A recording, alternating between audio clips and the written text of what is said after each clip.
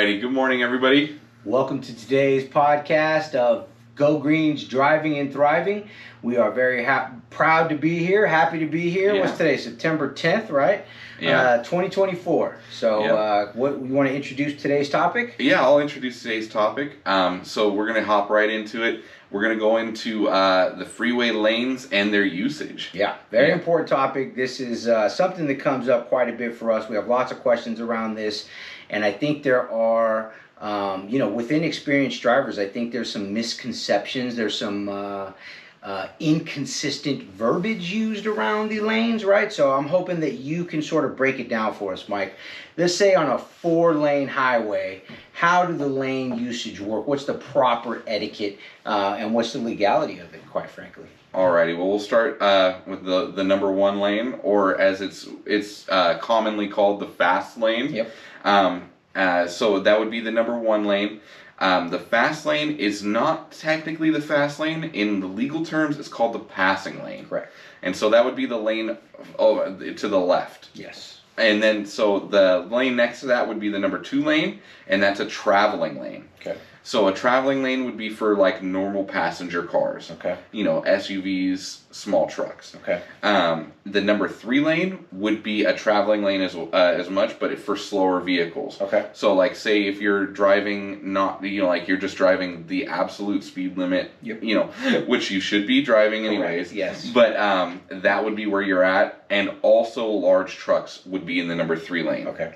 And then the number 4 lane would be the on and off, or entering and exiting lane. Yes. So technically, we're only really supposed to be driving in the 2 and the 3 lane regularly. Yes. And by law, large trucks should not be in the number 1 lane. Correct. At all. Ever. Yeah, they can use the number 2 lane for passing. Yes. But they're supposed to return back to the number 3 lane. Yes. And they're not supposed to drive for long distances in the number 4. Yeah, no, I think that's a great breakdown. Yeah. What I usually try to explain to our students is exactly what you're saying. The 4 lane, or the merging on and off lane, should be traveling at or around, maybe a little bit less than the speed limit, because again, people are merging on and off via that lane. Then the number 3 lane is then should be traveling a little bit faster, 1-2 miles per hour faster than that lane. So you're maybe just at the speed limit, slightly above. And then in my my theory, each lane moving to the left towards the passing lane should be going a little bit faster. Not a lot faster, but 1 or 2 miles per hour faster than the lane to their right. That way there's never a wall of traffic. The speeds are always slightly, right? Now this isn't an ideal world. Yeah. Right? Utopia. If I were designing the road and everybody had to do exactly what I said, right? So, and then the passing lane, obviously, exactly like you said, you're using that lane, which typically if you're passing, you are going to be going a little bit faster than the number 2 lane at that point. And then there comes some risk involved with that, right? Obviously the speed, the natural risk that's involved with that. But then in terms of getting a ticket, and this is sort of what, right, I try to tell my students the legality of the situation, which there's no legal reason to go over the speed limit. But in practicality, sometimes you do. Right, and with that comes a level of risk, because there's the law enforcement factor, and again, the natural, speed, becomes dangerous. But I believe that law enforcement, in general, again, there's always the exception, but in general, law enforcement has a little bit of a tolerance, right, in practicality. Again, this is not for your DMV test, because there's zero tolerance on the DMV exam, and this is the exact conversation I have with all my students, right? And so, but at the end of the day, I find that if you stay within 10% of the speed limit, so if the speed limit's 65, 10%, 6.5, we call it 7. If you stay at 72 or under, you're probably not going to get a ticket. I think the likelihood goes way down. Now, you start getting above 72, you start going over towards 75-ish. Now you're 10 miles above the speed limit, and it's an entirely different situation. Yes. So once you reach that 10 miles over the speed limit, that's when the fines become increasing. Yes. So for every mile you travel over the speed limit, after 10, is an additional fine. Yes. So that's when you see those $500, $600, $700 tickets. Ouch. And the regular speeding ticket would be $300 and something, which is plenty expensive. Yeah, which is plenty. Which that could be at 66 miles per hour on most of our freeways. Yes, correct. Yeah. So just be very careful. And there's another caveat to these lanes that we really haven't touched on. But it's the diamond lane or the carpool lane is what we were taught. The express lane, carpool lane, diamond's got all kinds of HOV lane? Yes, sir. Yes, sir. Yeah, a high occupancy vehicle. Yes. That's what the HOV stands for. I had to look it up. Thank you for clarifying. Yeah, so now with that, there are certain requirements to meet. So most of the time it would be 2 or more people in the vehicle. Okay. And now the ones that are monitored by the signs over the top that have a price fast track stuff, the fast track, yeah, you have to have the fast track pass. Yes. Yeah, with the little switch. That's right. To alert them how many people are in the vehicle. Yes. Now, if you get caught with that, the fines differ. Yes. But I've seen it in Berkeley on the 80. Yeah. That fine is $480. Yeah, no, they're outrageous. In fact, as a side note, my very first ticket was a carpool violation way back when, and I was just totally ignorant of the carpool laws and whatnot. And anyway, so it's an expensive one. Yeah, and so pay attention to the signs, and they also tell you when that carpool lane is active and when it is inactive. Yes. Yeah, and that's important to remember too, because on the weekends it's not active. That's right. So in your opinion, or I guess in the technicality of it all, I think this is one of those things that's confusing. On the weekend or outside of the designated time, does the HOV diamond lane then become the number 1 lane? Because what tends to happen is people aren't paying attention to the time, and then that lane continues to be reserved somehow, and then they expect the number 2 lane at that point, which is typically the number 1, right, during the designated times. So I think there's confusion on that, and oftentimes then the HOV lane is not utilized enough for regular traffic. Yes. So the big difference would be if the lanes are right next to each other, touching, only separated by a single solid white line. Very important. Then that could become the number 1 lane. Okay. Now, if it's separated by the double solid white line, which is equivalent to a barrier, that makes it a legal barrier. Yes. It'd be like driving over the concrete divider. Right. That in the eyes of the law, it's like you drove over the concrete barrier in front of the Luckies. Right. Yes. Exactly right. So that would be like an illegal lane change. I would use that as a traveling lane. Yes. If you were going to go on long distances, if it's not active at the moment. So say it's Saturday afternoon, you're driving out to Tracy, right, and you're heading on the 580 and you hop into that, they call those the express lanes. That's right. Yeah. Yeah, and when you're in that express lane and it kind of separates you from the number 1 lane, then the number 1 lane would be the passing lane for the others, and you're in a traveling lane. Interesting. Yeah. Okay, so it's just one of those things, and a lot of driving is like this. It really varies on the very specific situation that you happen to be in. Yeah. And that's why one of those things where sometimes parents will ask us, can you make sure that you drive around the driving route, the testing route for our student? And there's several reasons that we don't do that. Number 1 is prohibited by the DMV from us doing that. But number 2, it really is not teaching a student properly. What we want them to learn is how to read and interpret and be able to respond to whatever situation comes their way. If we're spending our time driving around in a 2-block area and we're focused on that, that student may very well master that area and they may have a flawless driving test. But when they come upon a situation that doesn't fall right into that exact same easy peasy stuff, now they're confused, now they're hesitant, now they're making a last second decision, which could be deadly, could be very dangerous. Absolutely. And that's where most accidents happen with new drivers. Yeah. It's they're in a situation they haven't experienced before. Yep. They don't know what to do, and those couple seconds that it takes them to think through, the information that they're thinking on has already changed, and that's when other cars or they have already hit each other, or and hopefully everyone can stay safe. But if we can minimize the nuance of experiencing something new for the first time as a new driver with us, when we have a brake on our side, that's a big step. Yeah. Because then it takes exactly. You got that. You're on the trapeze, but you have the net below. That's right. Then we get a lot of times. This is probably one of the most frequent questions that we get asked by parents for us to specifically teach their child is, can we teach them how to drive on the freeway?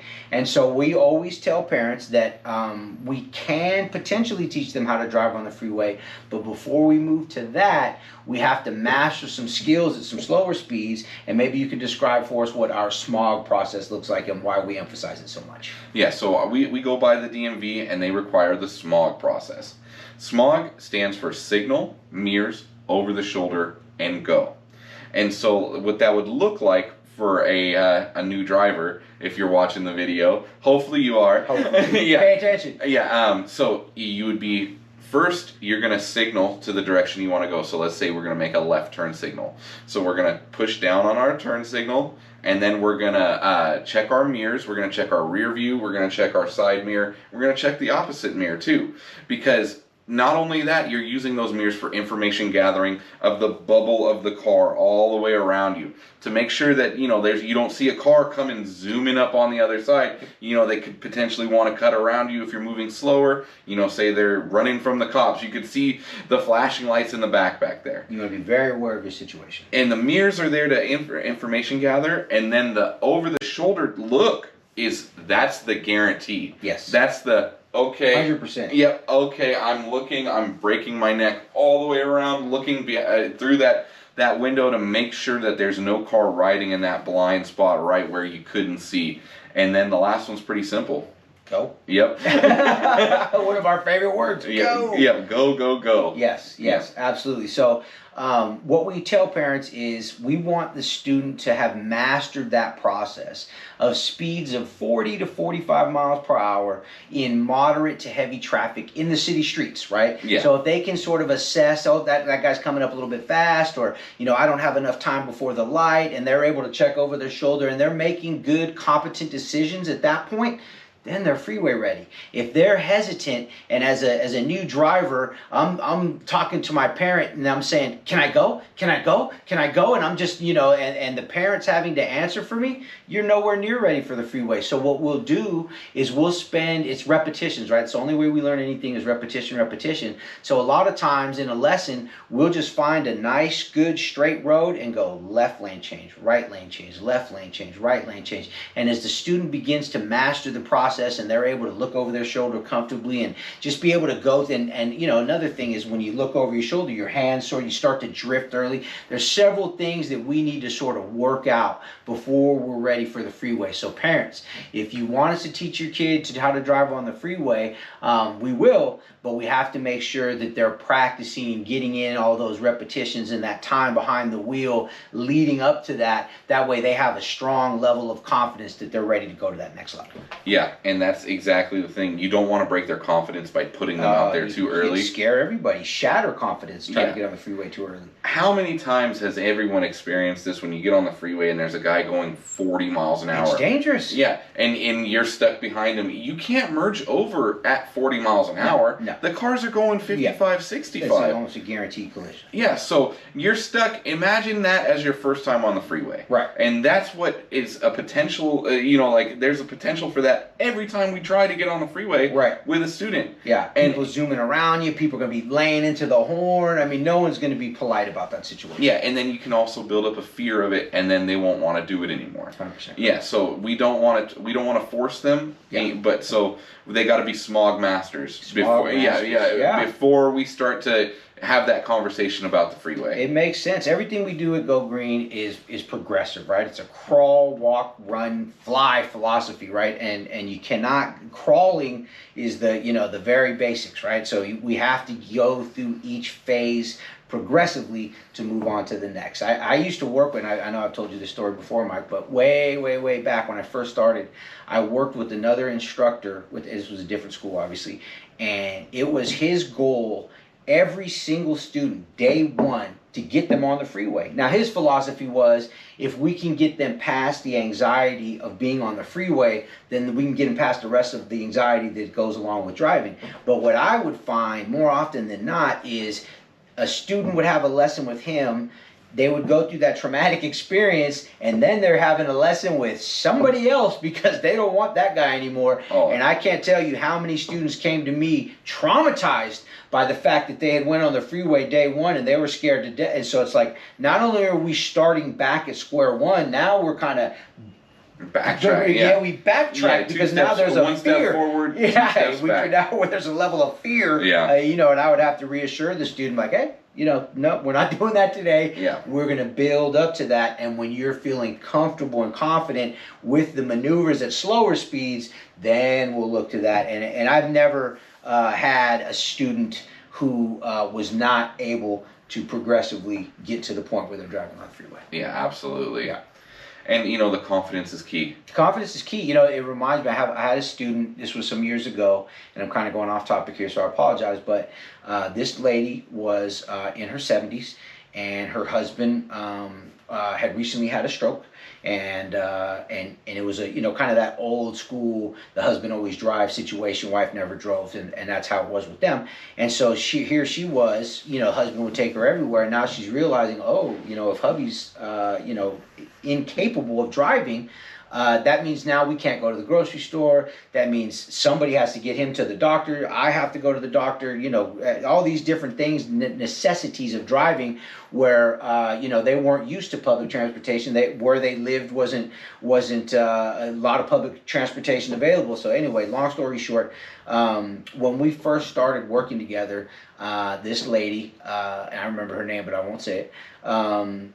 Asked me, she said, all I need to do is be able to drive to the store, to the doctor. It's all local. I don't need to go on the freeway or anything like that. And so we had several lessons together, and I could tell that her confidence was soaring, and she was getting she was becoming a smog master. And I took her on a route, and we ended up on the freeway. And I was kind of, and by this point we had, I think, 3 or 4 lessons, and we had built a rapport. And so I felt a little comfortable kind of challenging her. But the freeway at that point was a obstruction mentally, and so I just kind of eased her onto it. Next thing you know, I'm like, all right, now we're going to merge on the freeway. We're just going to go a couple exits, and then we're going to get back off. And her, you know, and she was ready. She was going, and so here we are. We get on. She merges on, looks over her shoulder. We're driving maybe for like 2 minutes, and I'm kind of monitoring her, and I'm monitoring the road. And of course, it was a low traffic situation. You know, I wanted to keep it easy for her, and I'm watching her, and all of a sudden I see tears. The tears are running down her eyes, and I'm like, oh no, I blew it. I just scared this lady half to death. And I said, hey, you know, don't worry. Let's get off on the next exit. And she's like, I'm not worried. She's like, I'm so happy right now. I can't believe I'm driving on the freeway. Dude, it brings tears to my eyes just thinking about it now. But it's a huge, huge obstacle, and I think sometimes it's underappreciated, kind of by your experienced driver, your parents, like, oh, my kid goes to school and, you know, wherever it is, and at De La Salle or, you know, Bishop O'Dell, somewhere that's not exactly in the area, and they have to drive there. And so we have to kind of slow them down and be like, you know, we understand the need for it. However, there's a process to get there, and we're not going to put your student at risk. We're not going to put ourselves at risk as instructors, and we're not going to put the general public at risk by putting a student who's not ready into that high-level, high-stress situation. It just doesn't make sense. Absolutely. Well, moving on to our new news. Yes. We are introducing back our school day savings program. Yes, absolutely. Which is a great, opportunity for folks to. It's a win-win. This is when our business begins to slow down. The weather starts to change. It gets a little darker, a little earlier, right, progressively. And so, you know, it's just as a natural progression of things, we just kind of start to slow down a little bit. So, as an incentive for students, we're taking off a couple bucks. What's the discount? It's $20 off the standard lessons. Nice. Yeah. So any lesson that occurs during a school day. Yep. In the afternoon. Yeah. Yeah. And no weekends, but you know, it's all only for those school day lessons. Now, will I be able to find that online, Mike? Or you will be able to purchase it online. Okay. but you'll have to call and have someone in the office book it for you. To schedule it. Okay. Yes. Okay. So Yeah. that's good. Yeah, easy peasy. Yeah. It's a huge savings last year. It seemed to be really popular. Yeah. You know, again, during the summer, that goes away because that's our busiest season and the demand is the highest. You know, so from our perspective, it's sort of like, you know, you hear about this surge pricing that Yeah. they do, you know, with Uber and some other drivers apps, and I've heard of some other companies like fast food restaurants trying, you know, oh, in our busier times we charge more, and so we're certainly not trying to charge more during our peak hours, but we do feel that it's a sort of Yeah. concession, right? Kind of like, okay, you know, we're going to be slower anyway. We want to keep our instructors working. We want to, you know, give back a little bit to our community and to our students and everything. So we take a, you know, couple bucks off, and hopefully that gets things moving. Absolutely. And it's there for people who maybe want an extra lesson too. Like say you've already completed your 3 or you purchased your 3, you know, and Yeah. you want that extra lesson right before your Absolutely. test, Yeah. or you have some free time and you want to work on parallel parking or something specific that maybe you didn't get into on your lessons. Yeah, no, You know? it's fantastic. It's Yeah. a great opportunity. This is something that Mike actually came up with, and I'm very happy that he came. It's a great product. It's a great you know, customer focused move, and I thank you for that, sir. That's a good job. Oh no, it's nothing special. We just try to help our customers and help the company. Yeah, no, it's appreciated, and I know that the students appreciate it too. You know, so in talking to one of our instructors earlier, she brought to us a concern, as something that a parent had mentioned to her specifically, and it made me think. And what she was talking about specifically, and it works right on today's topic, is merging onto the freeway specifically. So we're talking about the whole smog process. We're talking about what it takes to be able to get onto the freeway, but the specific action of merging onto the freeway. And the question very specifically was, as we're getting on the freeway, as the person that's going to merge onto the freeway, whose responsibility is it? Is it the people that are on the freeway? Is it their responsibility to allow some space for people to be able to merge on? Or is it the person trying to merge on, is it their full responsibility to find a place based on what the traffic situation is? And I think you have the answer for me. Absolutely, and the legal burden falls on the car merging in. Okay. Yeah. So is there no like legality for the people on the freeway? Do they have to make space? I mean, they're supposed to be leaving space in between the cars regularly. There should be a If they're all bumper to bumper, that's kind of, you know, like that in and of itself is crazy dangerous. Yeah, that's crazy dangerous, and they could technically get a ticket for it. Okay. Yeah. So the merging car is supposed to match the speed of traffic. Okay. And merge over when safe to do so. When safe to do so. Yeah. Yeah. So this is one of those. It's a gray area, right? It almost seems like it should be mandated for the people that are on the freeway to allow that space, right? So I've heard it called the zipper, the every other, right? So it was sort of the accepted unwritten rule of practice. We sort of expect that to happen, but sometimes if you're merging on the freeway expecting it to happen and they don't leave that space, that could really throw you off. Absolutely.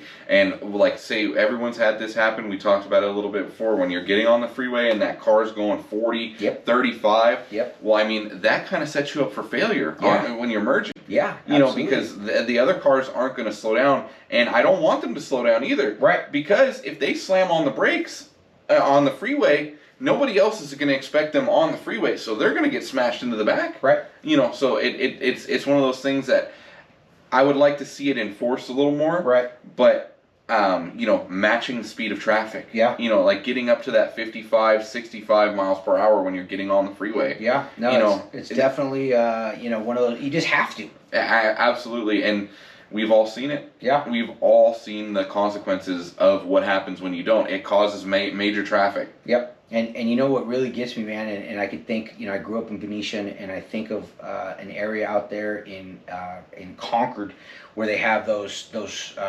circle clover, yeah, right? You know, so it's like the curly Q the entrance. curly Q, right? So you're transitioning from one freeway to another, and you come up on this on ramp, and you have to get over. But at the same time, you've got like 100 yards. You have to get up to speed, and you're coming out of the full circle there, so you can't build up your speed so much in advance. So as you come straight out of that circle, you begin to accelerate, but at the same time, people are getting off using that same lane that you're accelerating in to decelerate so they could take the circle the other way and go down on the other free. Absolutely. Oh, dude.